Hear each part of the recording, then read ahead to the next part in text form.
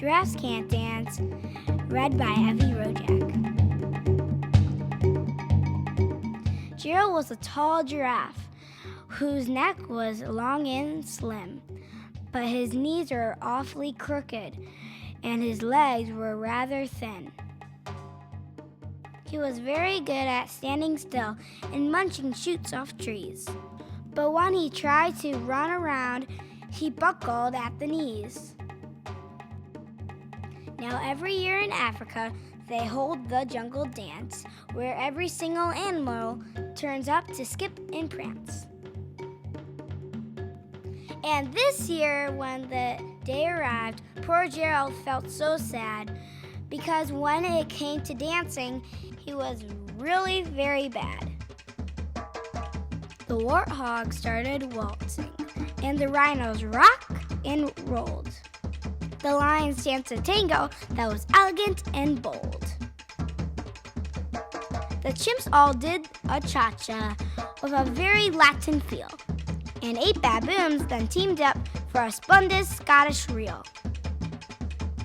Gerald swallowed bravely as he walked toward the floor, but the lions saw him coming and they soon began to roar.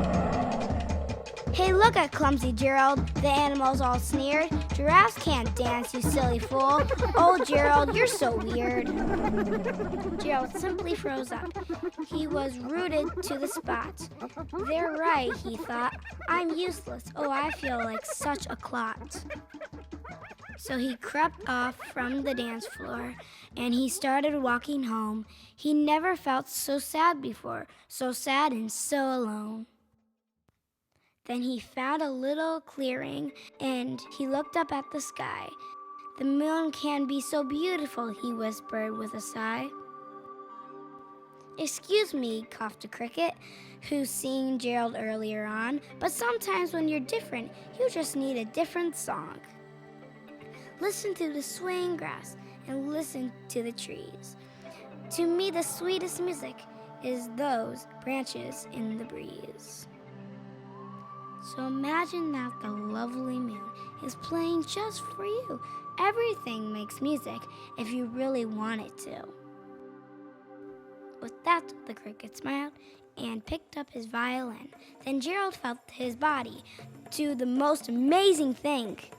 His hooves had started shuffling, making circles on the ground. His neck was gently swaying and his tail was swooshing round. He threw his legs out sideways, and he swung them everywhere.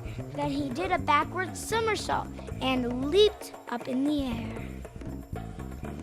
Gerald felt so wonderful. His mouth was opened wide. "I'm dancing, yes, I'm dancing, I'm dancing," Gerald cried. Then one by one, each animal who'd been there at the dance arrived while Gerald boogied on and watched him quite entranced. They shouted, "It's a miracle! We must be in a dream. Gerald's the best dancer that we've ever seen. How did you learn to dance like that? Please, Gerald, tell us how." But Gerald simply twirled around and finished with a bow. Then he raised his head and looked up at the moon and stars above. "We all can dance," he said, "when we find music that we love."